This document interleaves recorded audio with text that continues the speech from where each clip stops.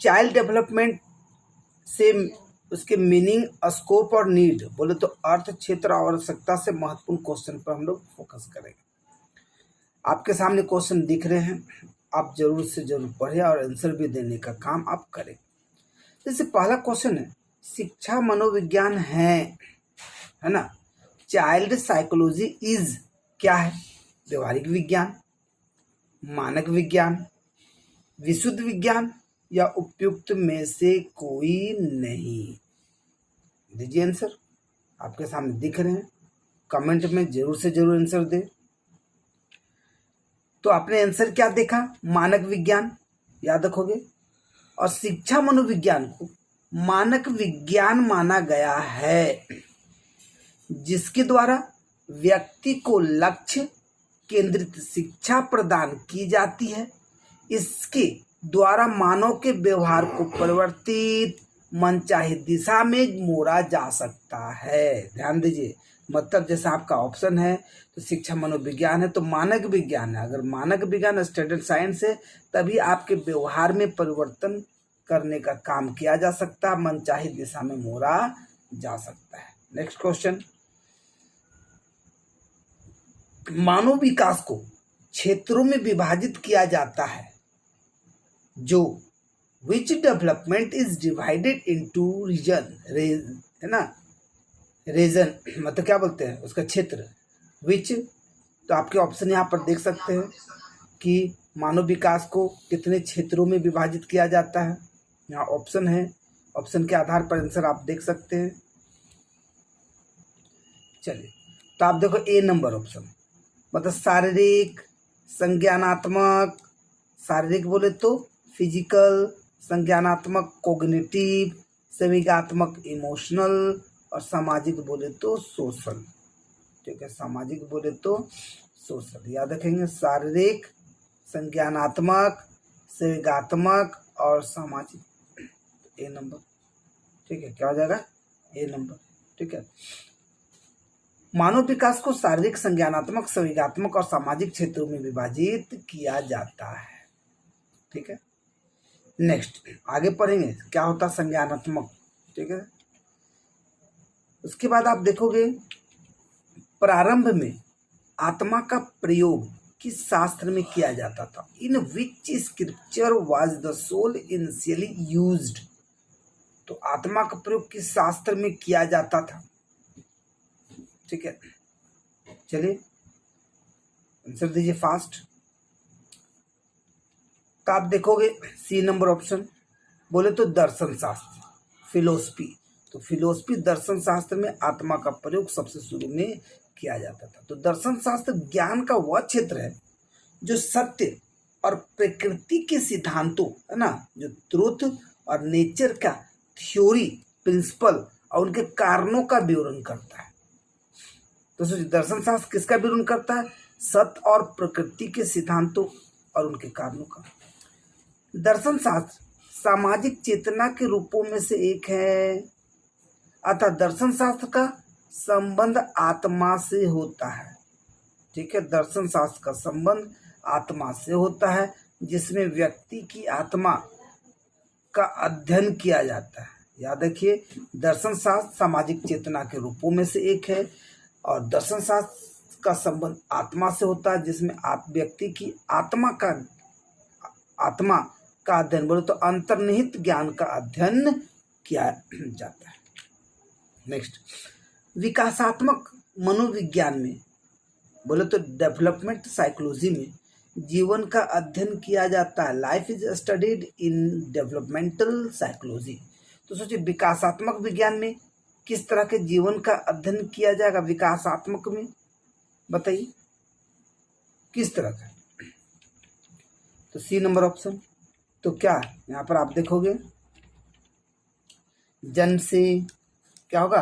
जन्म से। तो विकासात्मक मनोविज्ञान का जन्म से ही किया जाता है। देखिए, विकासात्मक मनोविज्ञान एक वैज्ञानिक अध्ययन है जिसका अध्ययन जन्म से प्रौढ़ावस्था तक किया जाता है, गर्भकाल से नहीं, जन्म से। मनुष्य जीवन चरणबद्ध तरीके से आगे की तरफ बढ़ता है। शिशुअवस्था, बालावस्था, किशोरावस्था, प्रौढ़ावस्था। आप देखोगे मैंने क्लास में आप लोगों को बताया था कि कहीं आपको 5 दिखेंगे, कहीं 4 दिखेंगे, तो जैसा ऑप्शन होगा वैसा काम आप करेंगे। विकासात्मक मनोविज्ञान का अर्थ व्यक्ति के विकास के साथ उसके व्यवहार का भी अध्ययन है जी। ठीक है, सीधी सी बात है, उसका व्यवहार में भी परिवर्तन करना। ठीक है, अच्छा। शिक्षा मनोविज्ञान का अध्ययन अध्यापक को इसलिए करना चाहिए क्योंकि teacher should study education psychology because why, क्यों करना चाहिए?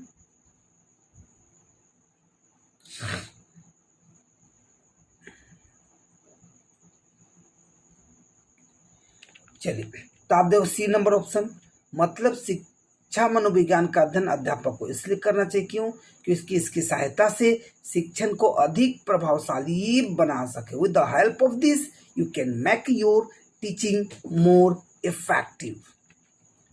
ठीक है, मनोविज्ञान का संबंध व्यवहार से होता है। शिक्षा मनोविज्ञान का अध्ययन अपने शिक्षण कार्य को प्रभावी बनाने के लिए किया जाता है। 1882 ईस्वी में मनोवैज्ञानिक द्वारा लंदन में मानवीय विशेषताओं का अध्ययन करने के लिए प्रयोगशाला का निर्माण किया गया। ठीक है, याद रखें 1882 ईस्वी में किस मनोवैज्ञानिक द्वारा लंदन में मानवीय विशेषताओं का अध्ययन करने के लिए प्रयोगशाला का निर्माण किया गया? तो बी नंबर ऑप्शन, अल्फ्रेड बिने। अल्फ्रेड बिने है ना, तो अल्फ्रेड बिने के द्वारा लंदन में मानवीय विशेषताओं का अध्ययन करने के लिए प्रयोगशाला का निर्माण किया गया। ठीक है, याद रखें पूरा डेट भी, जगह भी, नाम भी। ठीक, प्रयोगात्मक विधि को सर्वप्रथम प्रस्तावित किया, एक्सपेरिमेंटल मेथड्स फर्स्ट प्रपोज्ड। तो किसने किया प्रयोगात्मक विधि को, किसने किया? तो D number option, Wilhelm Wundt ने प्रयोगात्मक विधि को सबसे पहले प्रस्तावित किया, विलहेल्म वुंट ने। विलहेम्स वुंट जर्मनी के दार्शनिक और मनोवैज्ञानिक थे। विलहेल्म वुंट ने 1861 में मनोविज्ञान के क्षेत्र में प्रयोगात्मक विधि का प्रारंभ किया था, इसलिए उन्हें प्रयोगात्मक मनोविज्ञान का पिता भी कहा जाता था। याद रखें, प्रयोगात्मक मनोविज्ञान का पिता, प्रयोगात्मक मनोविज्ञान का पिता कौन हो गया जी? तो विलहेम्स वुंट कहा के जर्मनी के रहने वाले, इन्होंने ही प्रयोगात्मक विधि, तो प्रयोगात्मक विधि का प्रारंभ जिसने किया उसे ही प्रयोगात्मक मनोविज्ञान का पिता कहे जा रहे हैं। बाल मनोविज्ञान के अनुसार शिक्षा के क्षेत्र में मुख्य स्थान है। According to the child psychology the main place in the field of education. बताइए किसका स्थान होगा? तो हमने फर्स्ट क्लास में ही आप लोगों को बताया है, बच्चे का, चाइल्ड का नहीं। बाल मनोविज्ञान के अनुसार शिक्षा के क्षेत्र में बालक का प्रथम स्थान होता है। वर्तमान समय में बालकों को बाल केंद्रित शिक्षा प्रदान की जाती है। Focus on children. ठीक है, फोकस ऑन आप देखोगे चिल्ड्रेन। ठीक है, तो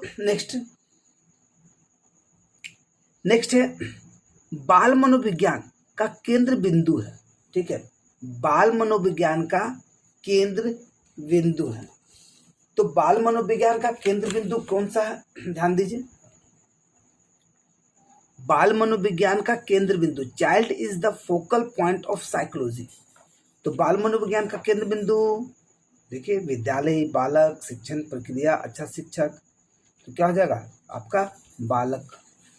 सी नंबर।